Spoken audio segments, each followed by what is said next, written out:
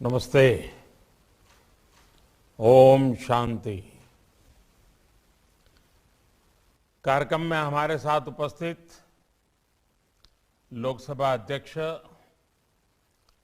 श्री ओम बिरला जी, राजस्थान के गवर्नर श्री कलराज मिश्र जी, राजस्थान के मुख्यमंत्री श्रीमान अशोक गहलोत जी, गुजरात के मुख्यमंत्री श्री भूपेंद्र भाई पटेल जी, केंद्रीय मंत्रिमंडल में मेरे साथी श्री किशन रेड्डी जी, भूपेंद्र यादव जी, अर्जुन राम मेघवाल जी, पुरुषोत्तम रूपाला जी, श्री कैलाश चौधरी जी, राजस्थान विधानसभा में नेता प्रतिपक्ष श्री गुलाब चंद कटारिया जी,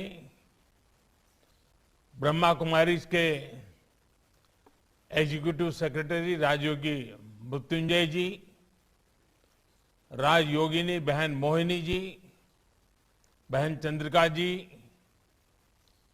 ब्रह्मा कुमारी की अन्य सभी बहनें, देवियों और सज्जनों, और यहां उपस्थित सभी साधक साधिकाएं। कुछ स्थल ऐसे होते हैं जिनमें अपनी एक अलग चेतना होती है,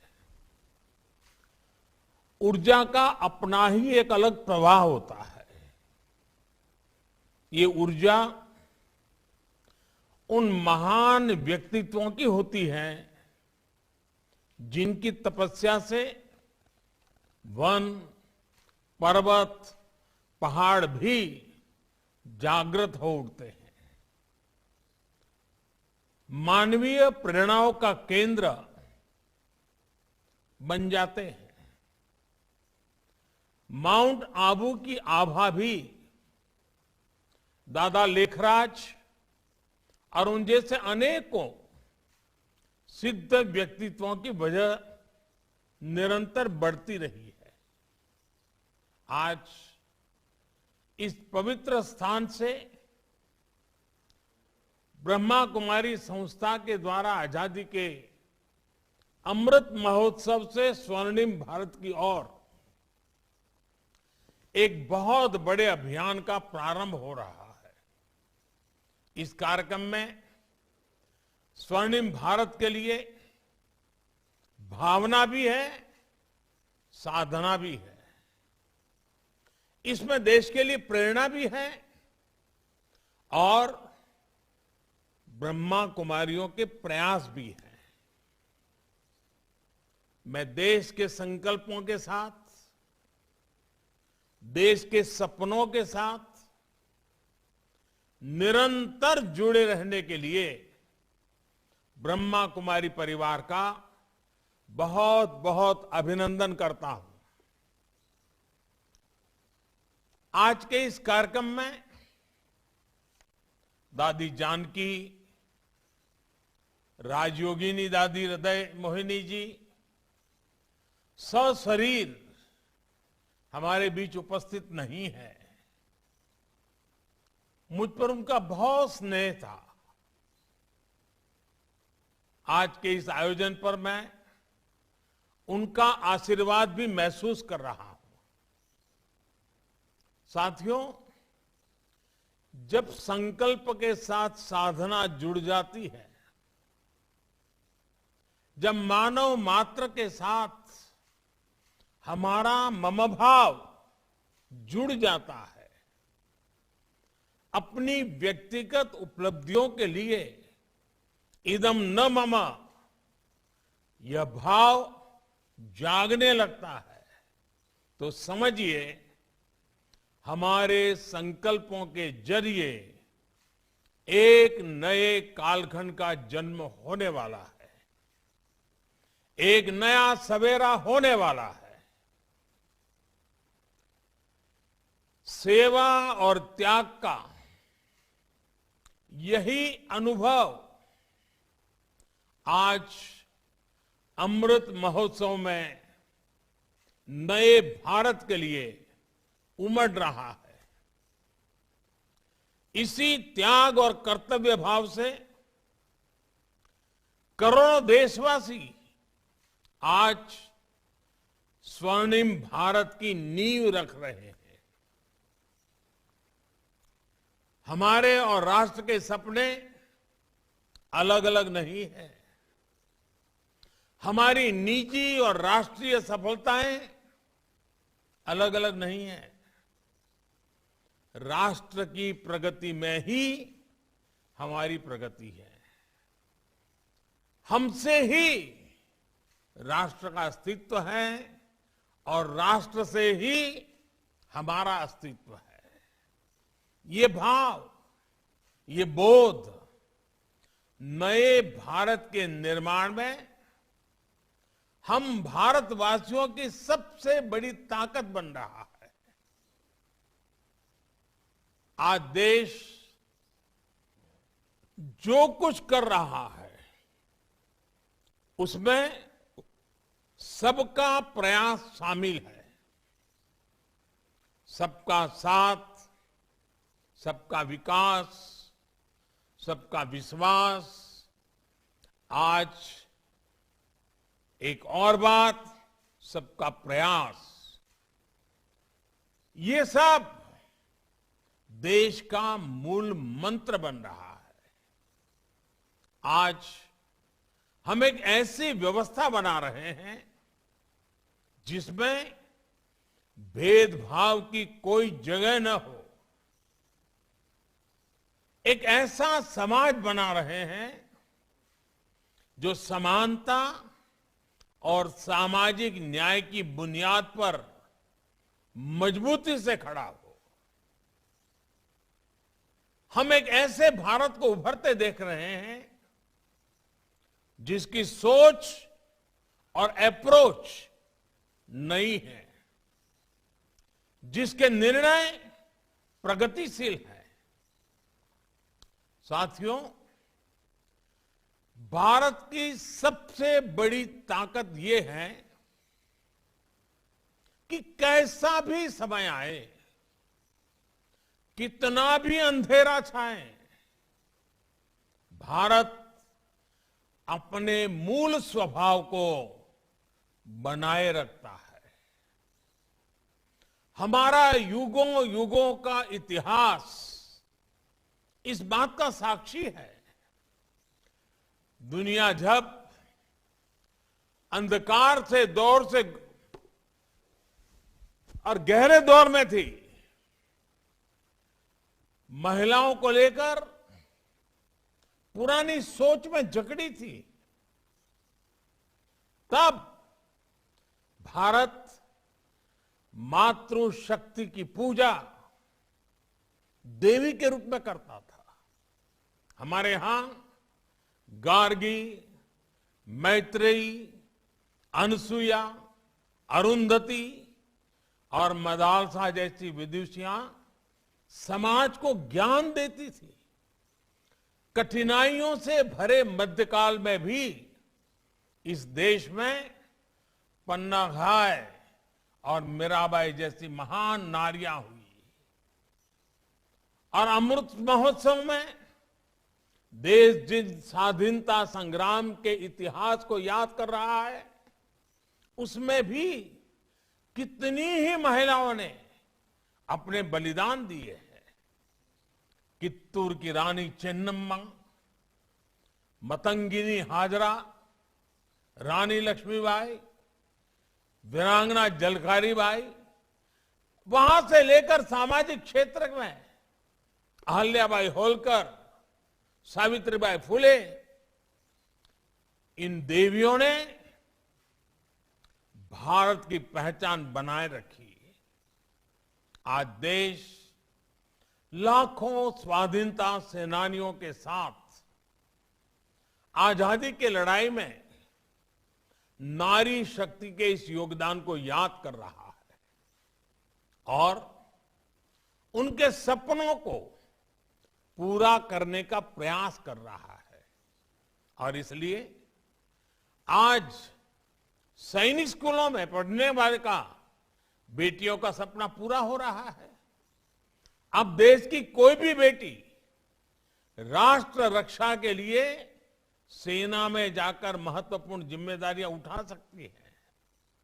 महिलाओं का जीवन और कैरियर दोनों एक साथ चले, इसके लिए मातृ अवकाश को बढ़ाने जैसे फैसले भी किए गए हैं।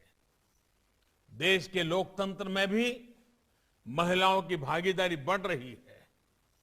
2019 के चुनाव में हमने देखा कि किस तरह पुरुषों से ज्यादा महिलाओं ने मतदान किया। आज देश की सरकार में बड़ी बड़ी जिम्मेदारियां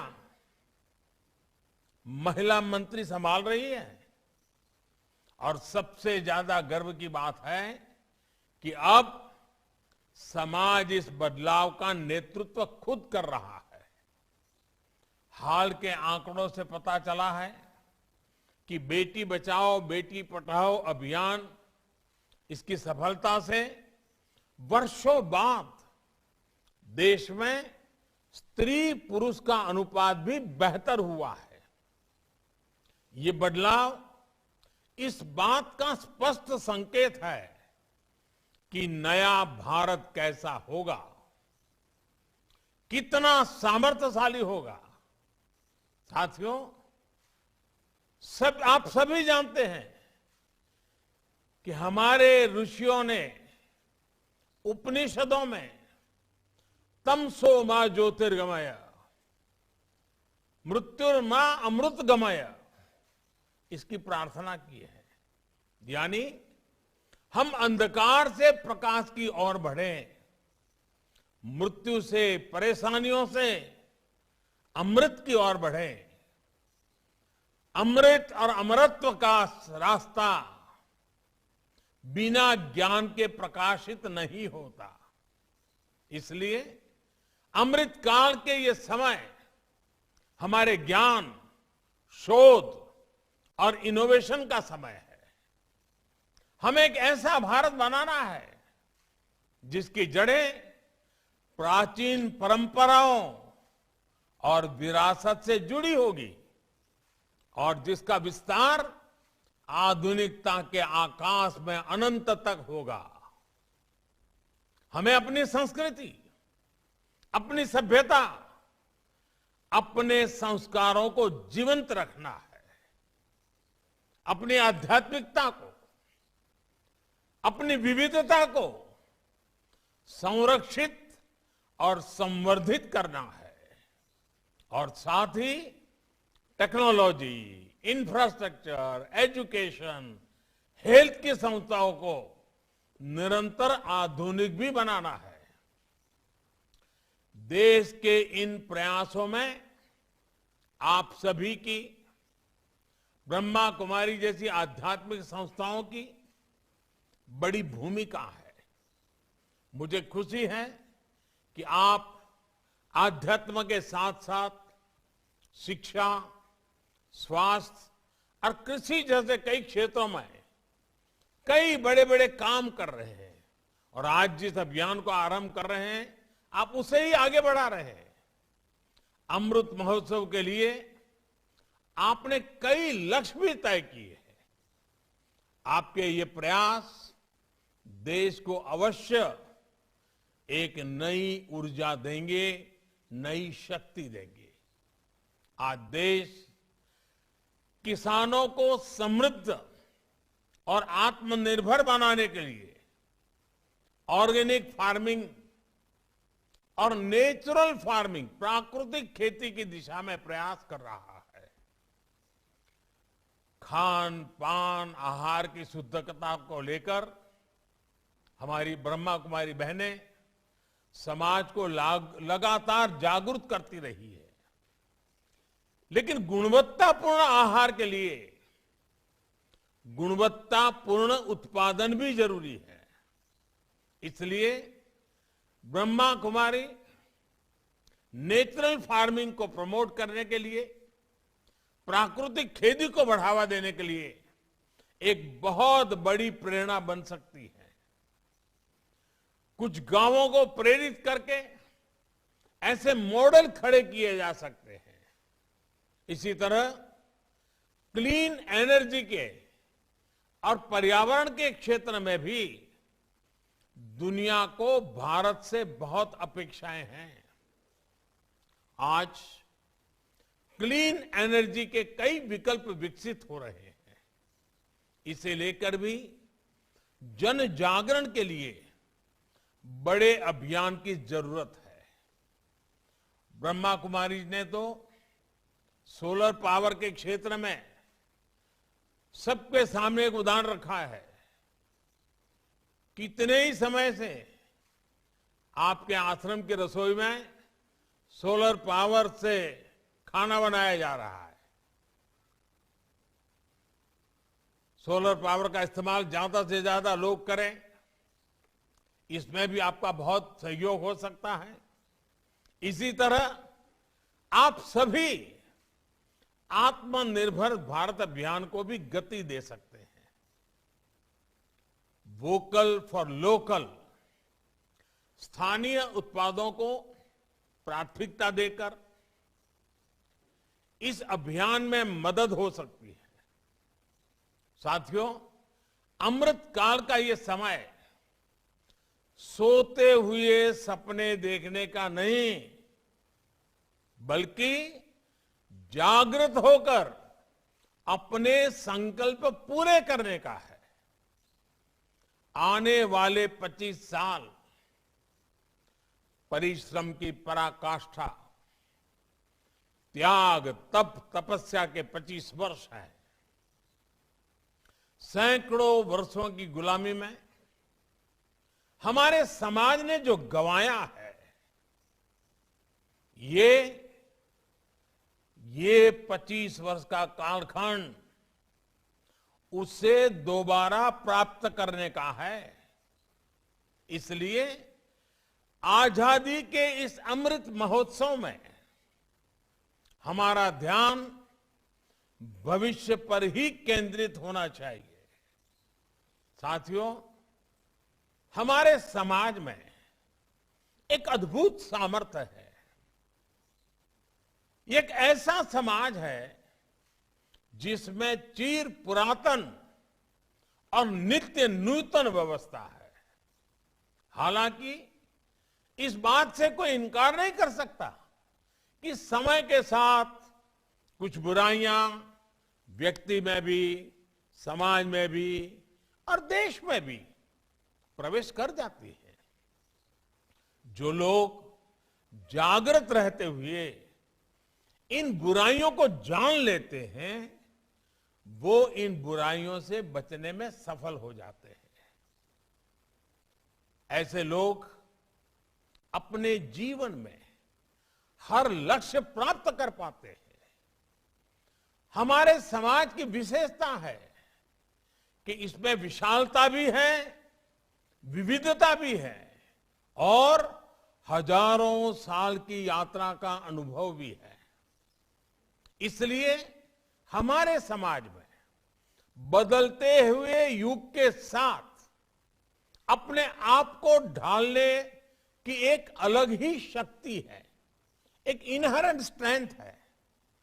हमारे समाज की सबसे बड़ी ताकत यह है कि समाज के भीतर से ही समय समय पर इसे सुधारने वाले पैदा होते हैं और वो समाज में व्याप्त बुराइयों पर कुठाराघात करते हैं। हमने ये भी देखा है कि समाज सुधार के प्रारंभिक वर्षों में अक्सर ऐसे लोगों को विरोध का भी सामना करना पड़ता है, कई बार तिरस्कार भी सहना पड़ता है। लेकिन ऐसे सिद्ध लोग समाज सुधार के काम से पीछे नहीं हटते, वो अडिग रहते हैं। समय के साथ समाज भी उनको पहचानता है, उनको मान सम्मान देता है और उनकी सीखों को आत्मसात भी करता है। इसलिए साथियों, हर युग के कालखंड के मूल्यों के आधार पर समाज को सजग रखना, समाज को दोष मुक्त रखना, ये बहुत अनिवार्य है और निरंतर करने वाली प्रक्रिया है। उस समय की जो भी पीढ़ी होती है उससे ये दायित्व निभाना ही होता है। व्यक्तिगत तौर पर हम लोग संगठन के तौर पर भी ब्रह्मा कुमारी जैसे लाखों संगठन ये काम कर रहे हैं, लेकिन हमें ये भी मानना होगा कि आजादी के बाद के 75 वर्षों में हमारे समाज में, हमारे राष्ट्र में एक बुराई सबके भीतर घर कर गई है। ये बुराई है अपने कर्तव्यों से विमुख होना, अपने कर्तव्यों को सर्वोपरि न रखना। बीते 75 वर्षों में हमने सिर्फ अधिकारों की बात करते रहे, अधिकारों के लिए झगड़ते रहे, जूझते रहे, समय भी खपाते रहे। अधिकार की बात कुछ हद तक, कुछ समय के लिए किसी एक परिस्थिति में सही हो सकती है, लेकिन अपने कर्तव्यों को पूरी तरह भूल जाना, इस बात ने भारत को कमजोर रोकने में बहुत बड़ी भूमिका निभाई है। भारत ने अपना बहुत बड़ा समय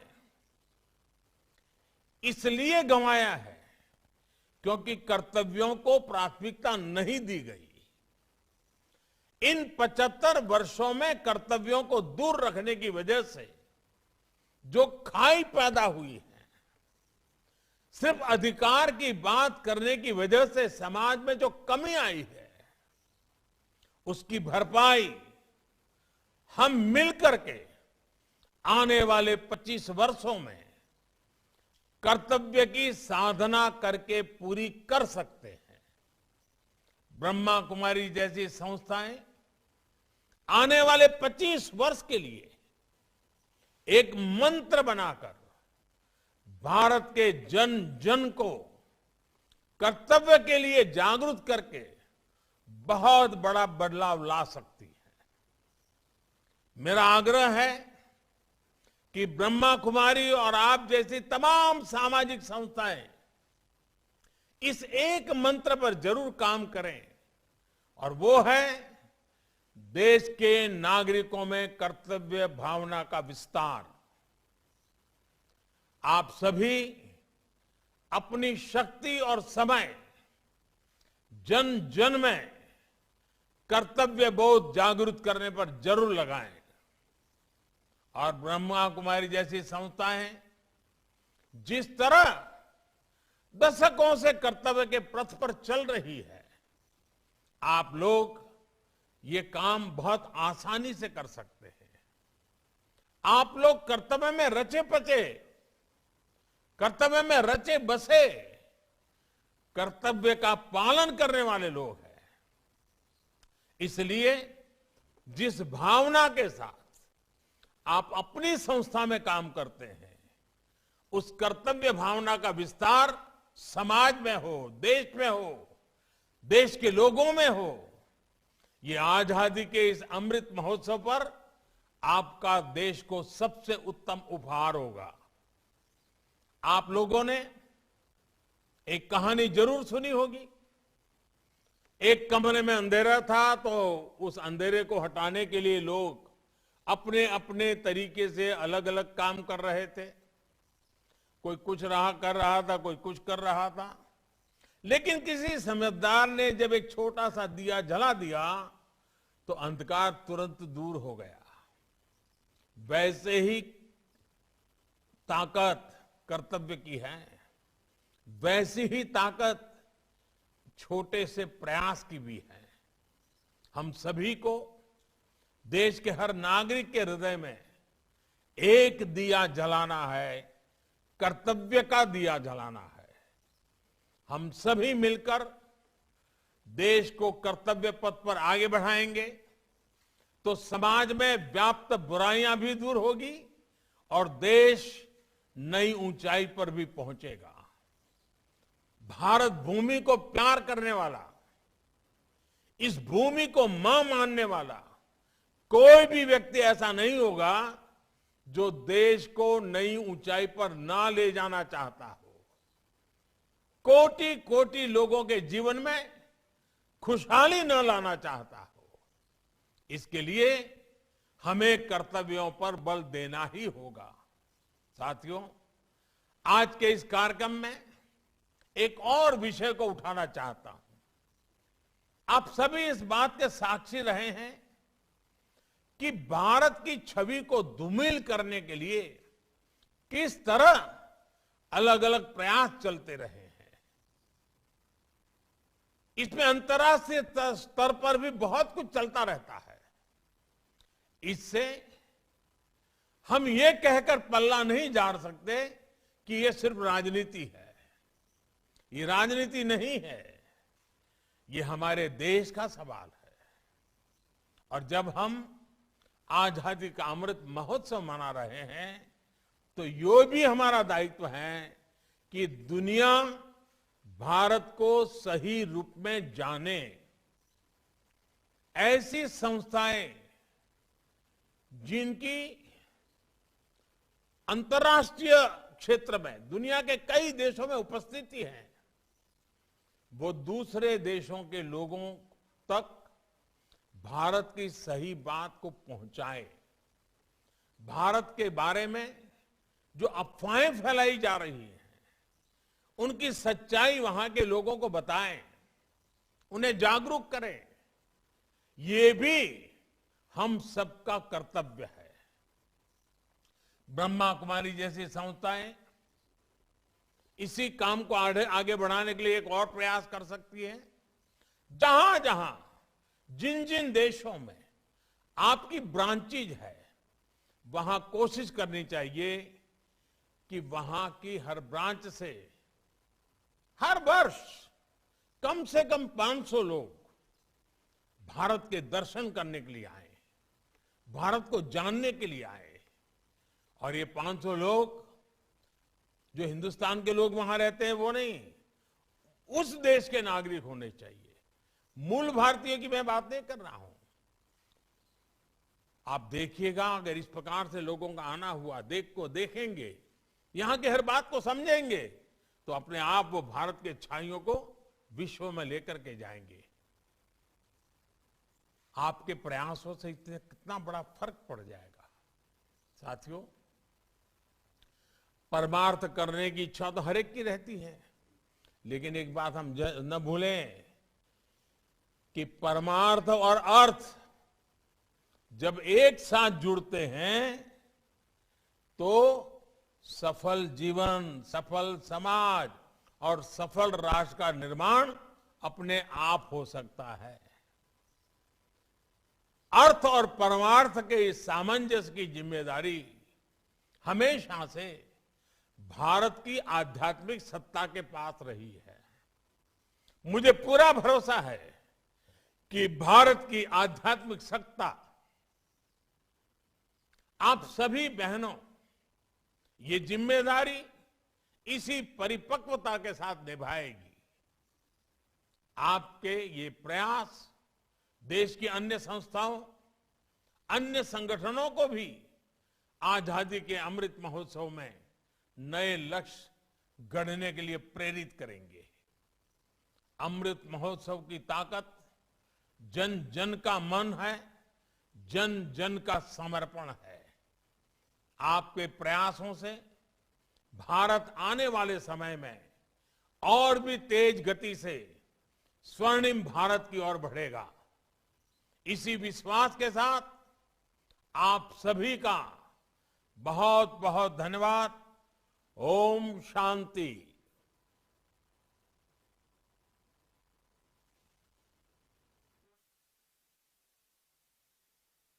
के लिए मैं राजयोगी ब्रह्मा कुमार बृजमोहन भाई जी से